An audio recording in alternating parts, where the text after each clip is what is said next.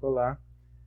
Então, pessoal, a gente vai dar sequência na química orgânica que a gente tinha iniciado na aula passada, anterior, na última aula presencial que a gente teve, certo? Então, em que consiste? Preparei um slide aqui para vocês, depois eu posso estar enviando. Eu vou falar algumas coisas bem rápido aqui, e depois, havendo dúvidas, vocês podem questionar, certo? Participar, enviar perguntas sobre o tal conceito que não foi entendido, beleza? Então, aqui, o que é química orgânica? Ciência que estuda a matéria, a substância que constitui a matéria e suas transformações. O que é química? Qual a diferença de química orgânica e inorgânica? A inorgânica estuda os compostos extraídos dos minerais, enquanto a orgânica ela estuda os compostos dos elementos vivos, vindos da natureza. Porém, lembra que a gente comentou, que eu falei para vocês, que essa teoria da força vital ela foi descartada. Por quê? Foi a ureia, por exemplo, a ureia ela foi obtida em laboratório através da síntese lá do cianato de amônio. O cianato de amônio, que é uma substância inorgânica, foi transformado em uma substância orgânica. Então, essa teoria da força vital, ela caiu por terra. Hoje a gente sabe, como eu comentei com vocês, a vitamina C ela pode ser produzida em laboratório também. Beleza? Dando sequência aqui, ó.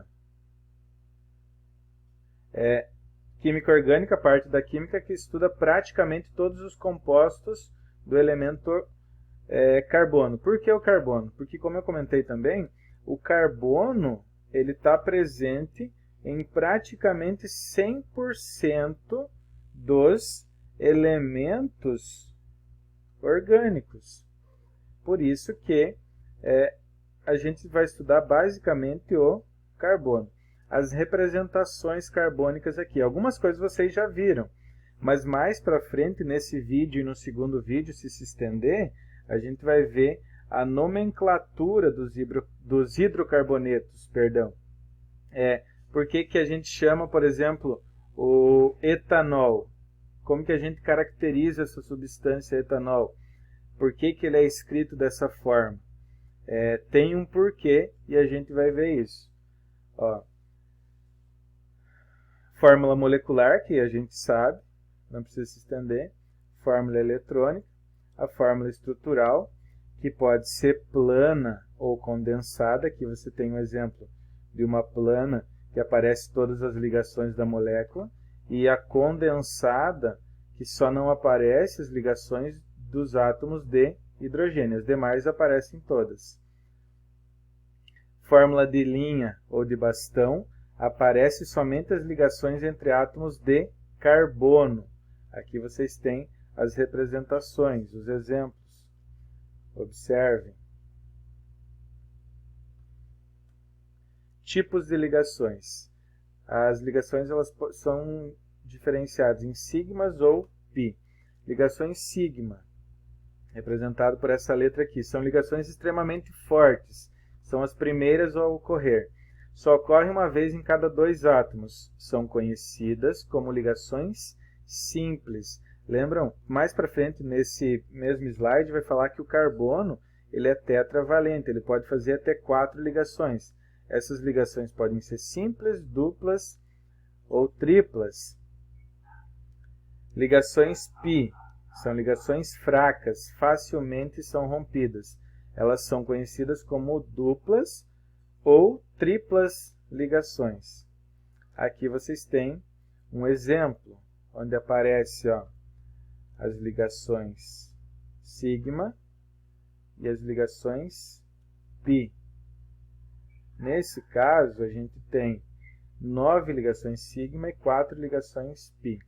Os postulados de Kekulé, que foi o que a gente viu na aula anterior, antes da parada. que são 3 os postulados. O primeiro, como eu falei já, o carbono é tetravalente, ou seja, pode fazer até 4 ligações. O segundo postulado, as ligações simples do carbono são todas iguais. Em energia também, eu posso dizer que são iguais. Não tem exemplo, mas a gente fez exemplos lá, mostrei para vocês. O terceiro postulado diz que o carbono é capaz de formar longas cadeias com outros átomos de carbono. Essa parte vou passar rapidinho, porque no momento não tem muita importância, digamos assim, mais para frente. A classificação dos carbonos. Carbono primário, secundário, terciário. Vocês sabem que ele se classifica assim. O primário se liga somente a um ou a nenhum átomo de carbono. É chamado de carbono primário. O secundário se liga a 2 outros átomos de carbono. Terciário e quaternário, 3 e 4 na ordem. Bem simplesinho de identificar também. Aqui a gente tem os exemplos. Carbono primário está ligado só a um ou a nenhum outro átomo de carbono. O secundário, que vocês observam aqui, está ligado a 2. O terciário está ligado a 3 outros átomos de carbono. E o quaternário está ligado a 4 átomos de carbono. A classificação das cadeias carbônicas. Como é que a gente classifica? Isso já é coisa nova para vocês, a sequência da aula. Isso faz parte da aula 2.1c, que é aí que vocês vão dar sequência. A gente vai dar sequência na apostila e toda semana a gente pode estar trabalhando duas aulas, fazendo os exercícios, podemos estar corrigindo. Cadeia aberta, acíclica ou alifática. Possui 2 ou mais extremidades com carbonos primários. Aqui você tem um exemplo. 2 ou mais extremidades com carbonos primários. Cadeia fechada, cíclica ou alicíclica. Não possui extremidades distintas. Aqui a gente tem um exemplo. Dá para ter uma noção bem simples do que é uma cadeia que a gente viu anterior aberta e uma fechada. Observem. Não possui extremidades distintas. Cadeia aromática. Cadeia fechada com 6 átomos de carbono, onde ocorrem ligações duplas e simples, se alternando. Esse fenômeno é chamado ressonância. Observem, cadeia aromática, 6 átomos de carbono, são ligações duplas e simples, se alternando. Aqui a gente tem exemplo, alternando. Simples, dupla, simples, dupla, simples, dupla. Cadeia aromática. Aqui está a representação e aqui está um equivalente. Isso daqui é chamado de cadeia aromática. Cadeia mista. Como o próprio nome diz, possui uma parte aberta e outra fechada. Não é aromática.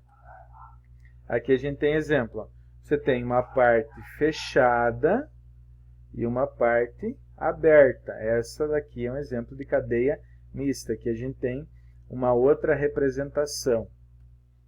Cadeia normal. Possui na sua estrutura somente carbonos primários e secundários. Cadeia normal.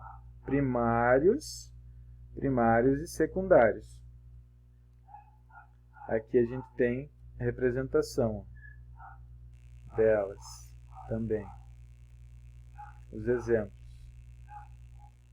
Cadeia ramificada. Possui na sua estrutura carbonos terciários e ou quaternários. Aqui a gente tem exemplo. Uma ramificação. Observem que aqui a gente tem uma parte fechada e tem uma sequência aqui. Tem uma ramificação. Aqui eu tenho uma cadeia mista. Concordam comigo? Porque eu tenho uma parte fechada e uma parte aberta. Posso classificá-la como cadeia mista ramificada. Cadeia saturada. Possui somente ligações simples entre os átomos de carbono. Cadeia saturada, somente ligações simples. Aqui vocês têm os exemplos, ó. Se você observar aqui, ó, só tem ligações simples, não tem nenhuma ligação dupla. O mesmo acontece aqui e aqui, certo? Cadeia insaturada.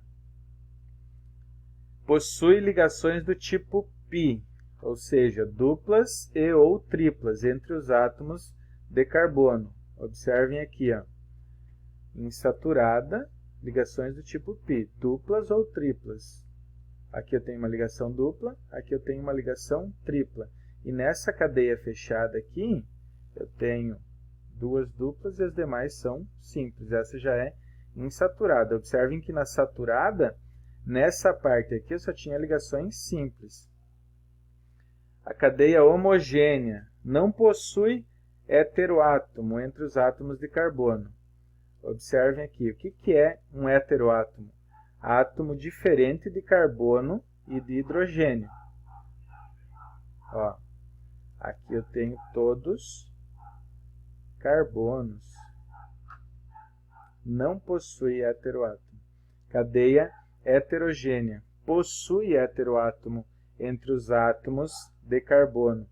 Observem aqui, ó. Nessa parte aqui, aqui eu tenho carbono, carbono, carbono, carbono. E aqui eu tenho um enxofre. Cadeia heterogênea. Possui heteroátomo.